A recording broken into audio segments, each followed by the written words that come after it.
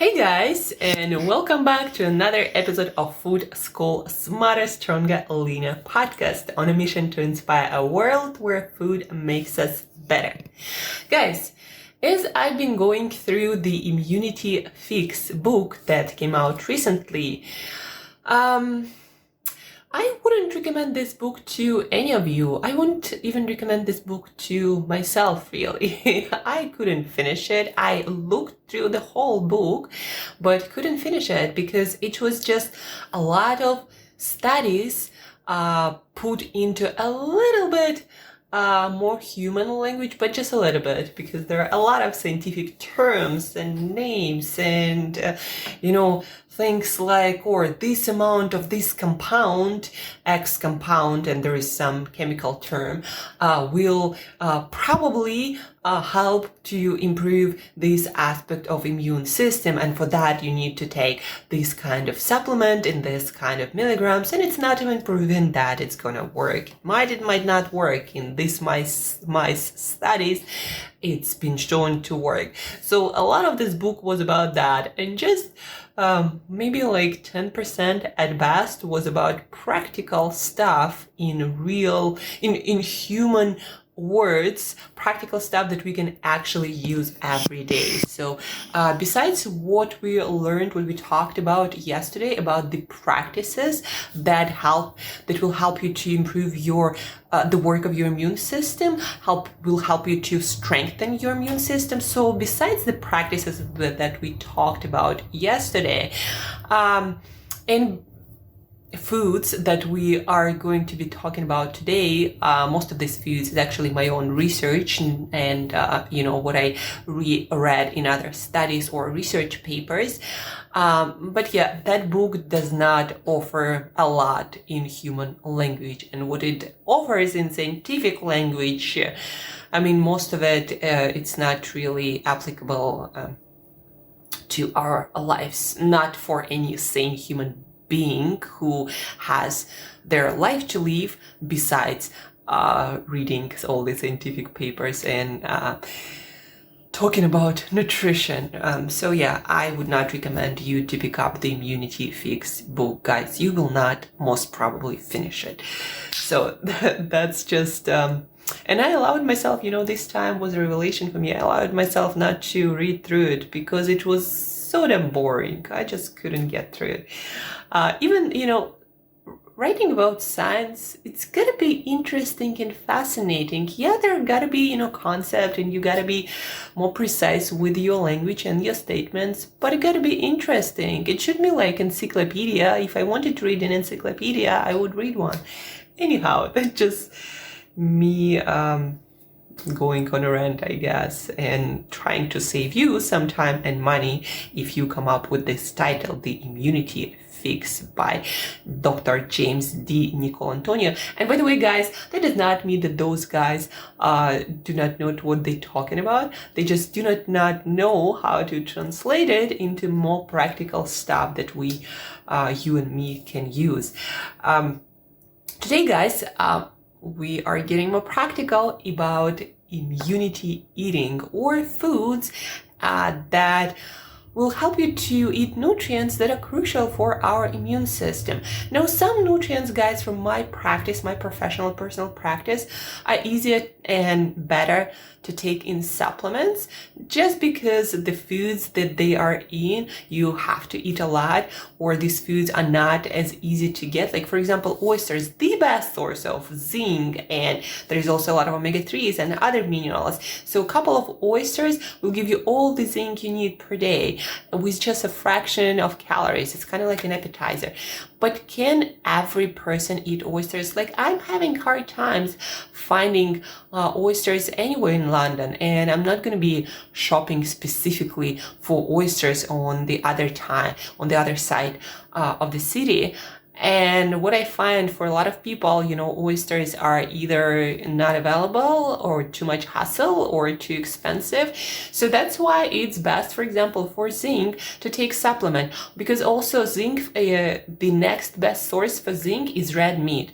But to get all of your zinc from red meat, you need to eat like 300 grams of it. And so that's pretty much your protein source for the day, every day. We need our zinc every single day.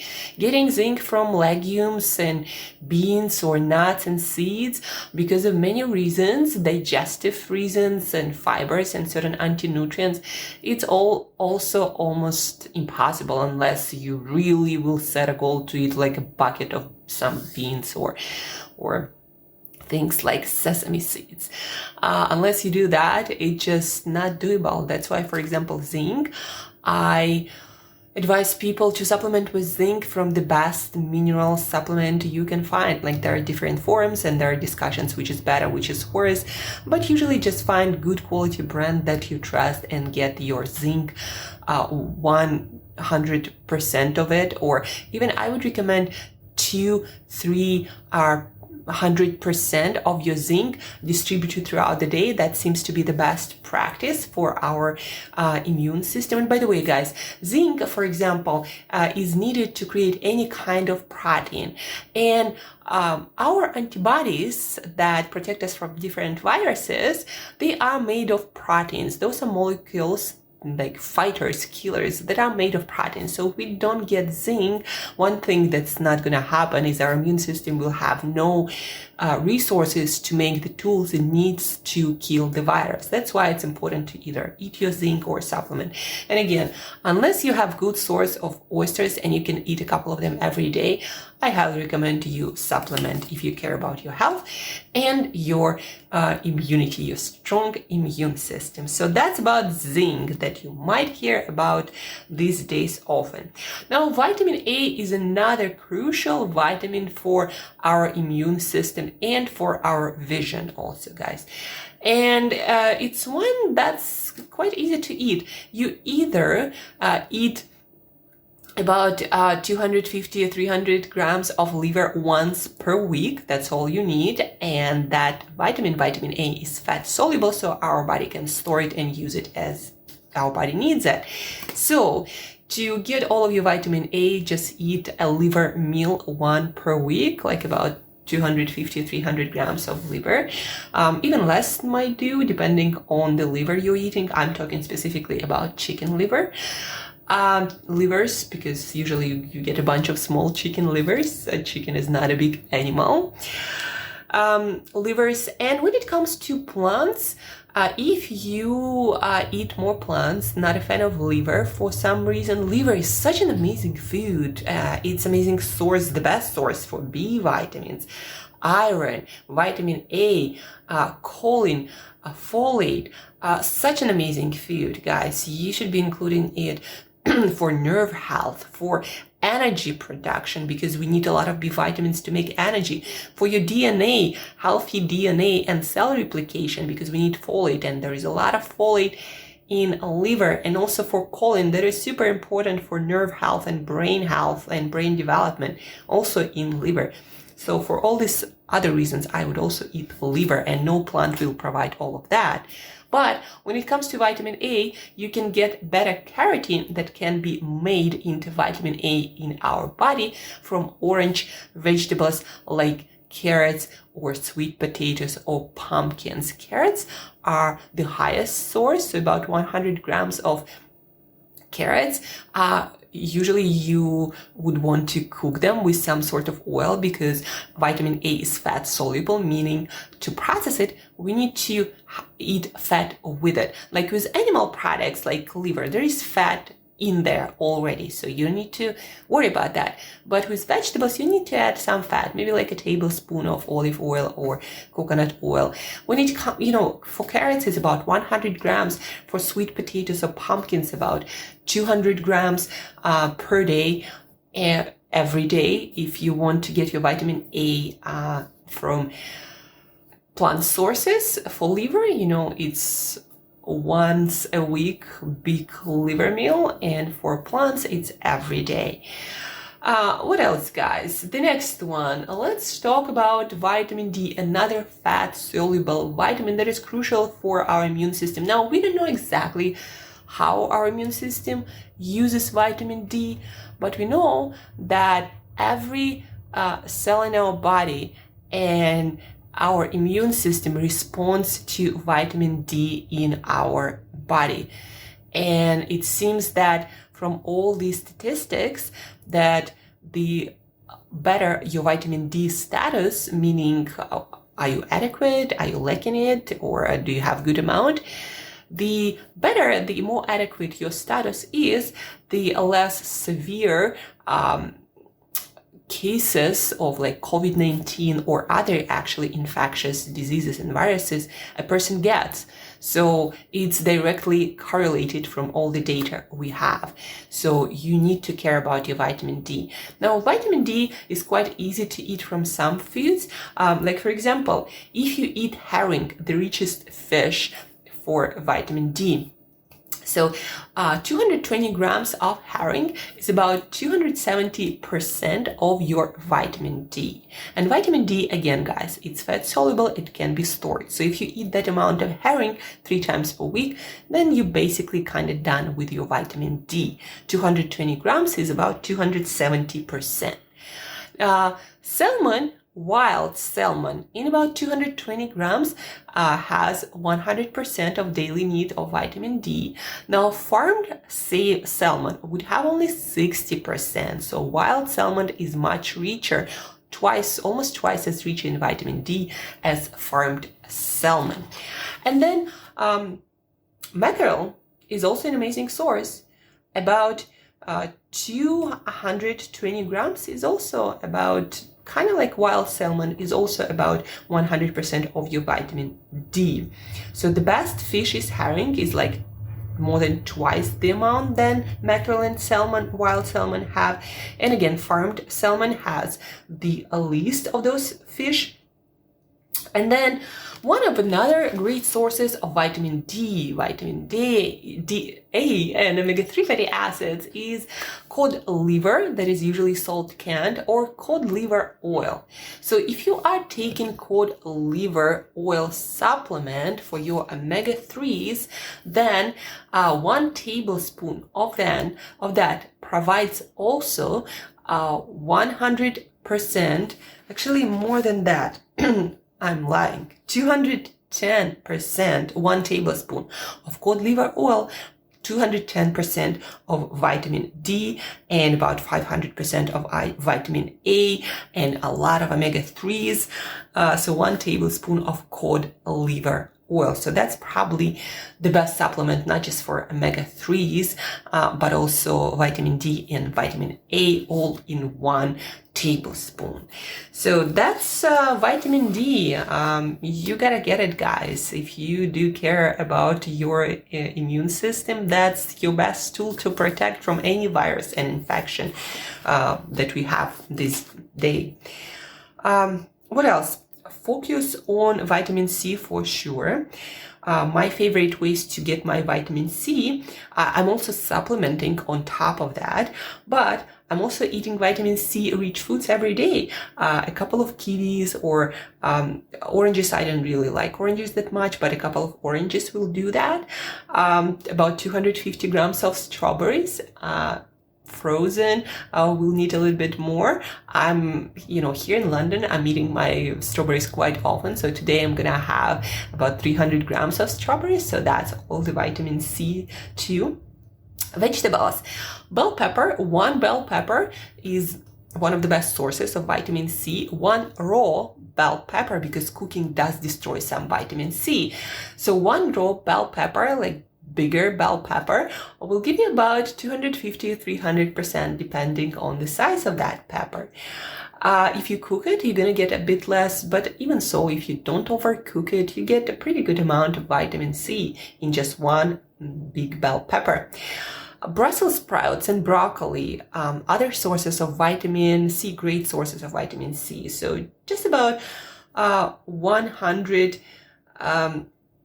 150 grams of steamed or, sauteed on a medium to low heat Brussels sprouts or broccoli. 150 grams of Brussels sprouts is about 150% of our vitamin C that we need daily. And broccoli is about 100%. So other great sources of vitamin C. And then actually a few other elements that you probably want to pay attention to. Things like iron, magnesium are important, although indirectly for our immune system. They are involved heavily in energy production, and our immune system needs energy every time it does anything to protect us and doing its work. So I would supplement with them because almost certainly nobody is getting enough from their food supply. So iron, magnesium, I would recommend to get some, as I already mentioned many times on this podcast, multi-mineral supplement that will provide you with iron and zinc and magnesium. What else, guys? B vitamins. Make sure to eat variety of animal products. Liver is especially high in them. I would take supplement if you're a vegan or vegetarian for sure.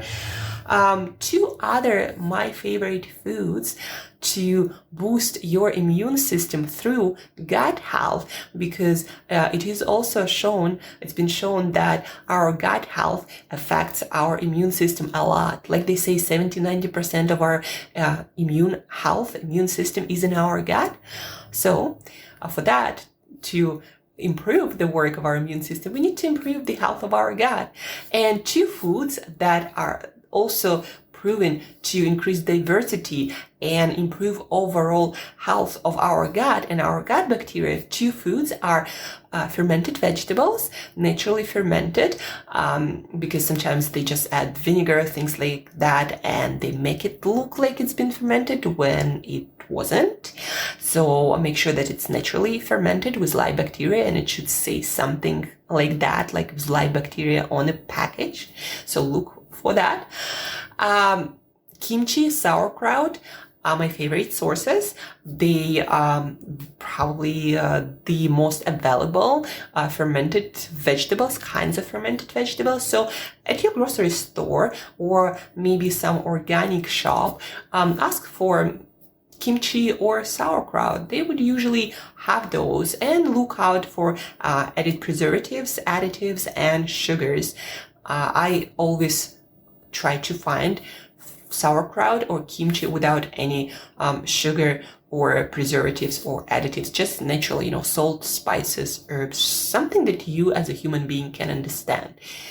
And then another one of my favorite foods that is also proven to improve the gut health through increasing biodiversity down there. Kefir and yogurt. So kefirs and yogurts with live bacteria, it should also say that on the package, also are amazing for gut health.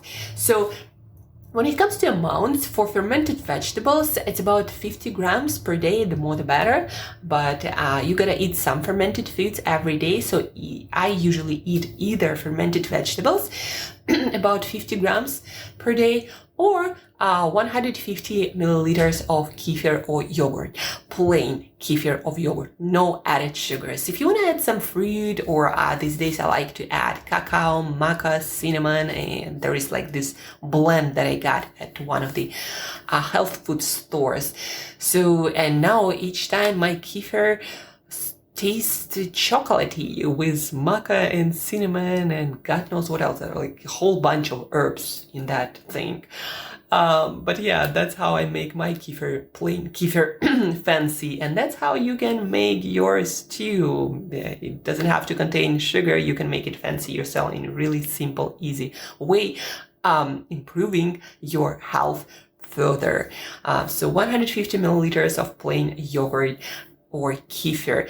Go for whole milk one, not some reduced fat crap, because all the nutrients, the calcium and vitamins like iodine and D, A, there is some in dairy products.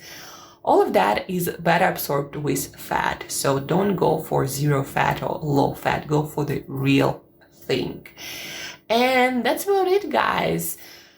Some of the best, most valuable, most powerful foods you can start eating today, and most of them are so delicious, guys. So eat them up. Your immune system will thank you for that by working better and protecting you better. They say you cannot boost your immune system. Well, maybe you cannot boost it. It's just the semantics, just the words, but you can definitely help your system to work better by providing tools in the form of nutrition that our immune system needs to work, like zinc. No zinc, no protein, no antibodies, no virus protection. As simple as that. And many other nutrients work, they work differently, but they also have a direct impact on how well our immune system works.